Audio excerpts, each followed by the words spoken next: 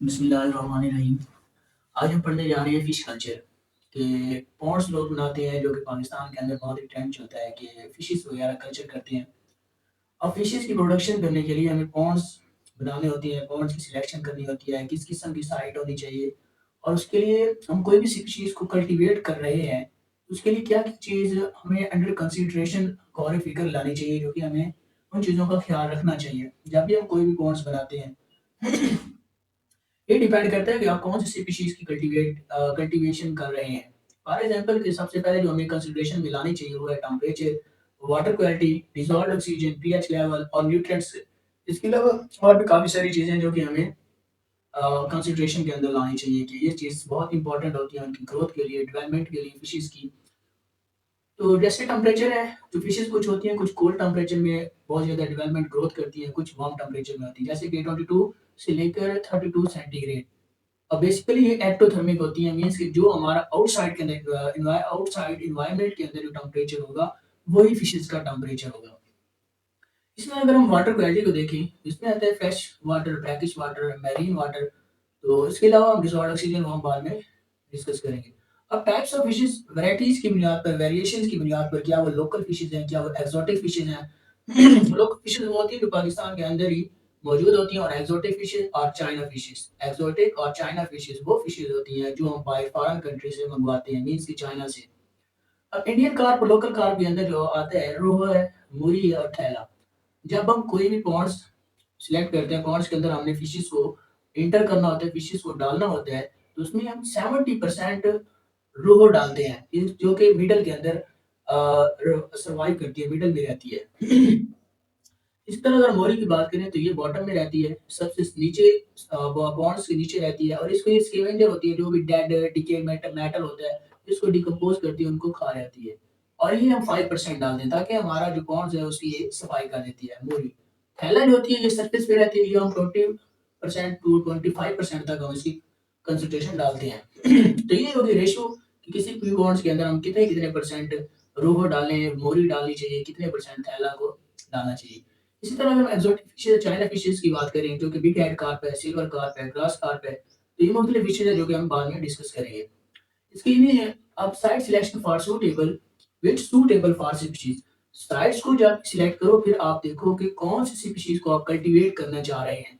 For example आप site select करते हैं जहाँ पर टेम्परेचर बहुत हाई है, मीन्स कि वार्म टेम्परेचर है, लेकिन आप स्पीशीज़ वो डाल रहे हैं जो कि कोल्ड टेम्परेचर के अंदर सर्वाइव करती है, बहुत ज़्यादा कल्टीवेशन करती है, तो मीन्स कि डिज़ास्टर हो जाएगा, वो मर जाएगी।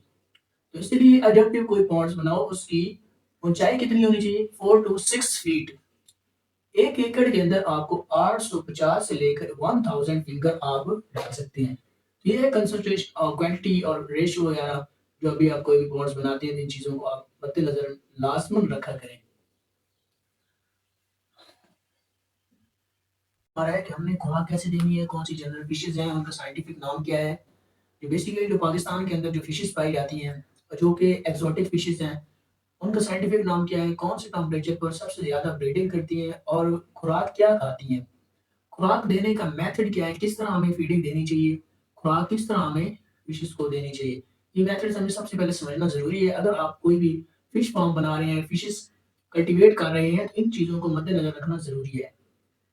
पहले मैंने आपको बताया था कि पीएच लेवल चेक करें, न्यूट्रिएंट्स को देखें, डीओ मीन्स डिसॉल्व्ड ऑक्सीजन की कंसंट्रेशन को चेक करें, वाटर किस तरह का है, ये वाटर की क्वालिटी को चेक करें, न्यूट्रिएंट्स किस तरह के आप प्रोवाइड करते हैं। ये तमाम चीज़ें आपने देखनी है। उसके बाद अगर आपने देखना है तो वो है फिश टेम्परेचर, कौन से टेम्परेचर पर फिशेज़ सबसे ज़्यादा ब्रीडिंग करती हैं, ग्रोथ करती हैं, डेवलपमेंट होती है। मैंने एक सीक्वेंस के साथ एक सिमेट्रिकली एक चीज़ को मैंने टेम्परेचर को नोट किया है।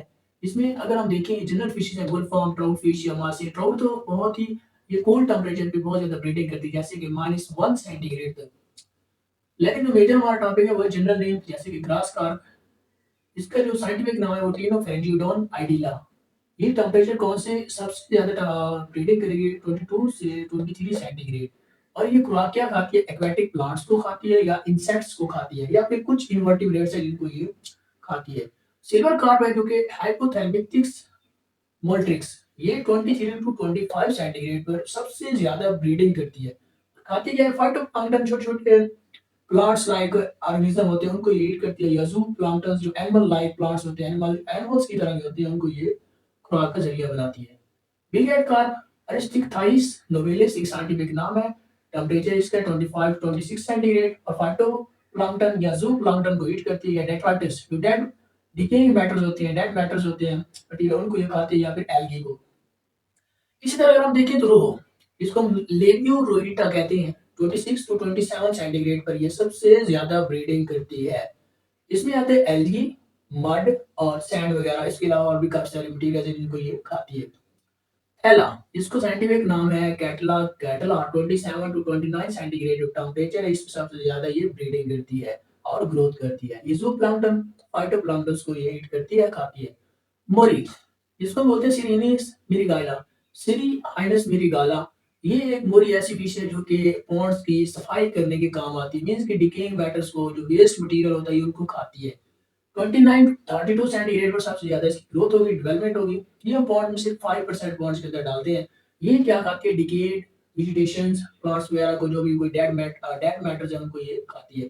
अब फीड देने का मेथड क्या होना चाहिए, जब भी आप पॉन्ड्स के अंदर फूड डालें उसको एक ही साइड से डालें, एट अ टाइम एक ही टाइम पर फूड को डालना चाहिए। सपोज करें कोई एक पॉन्ड्स है, अगर आप इस जगह पे खुराक डालते हैं तो पैलेट्स की फॉर्म में डालें या छोटे छोटे ग्रेन्स की फॉर्म में, लेकिन मोस्टली ये देखना चाहिए कि हमें एक पैलेट्स, छोटे छोटे पैलेट्स जैसे कि चीनी के दाने होते हैं, इस तरह हमें खुराक डालनी चाहिए जिससे वो इजीली फिशेज उसको इस्तेमाल करती हैं।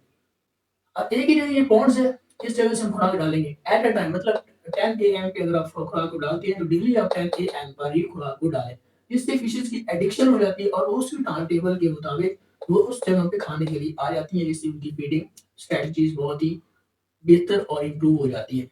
ये हमारा सिंपल सा टॉपिक था। अल्लाह हाफिज।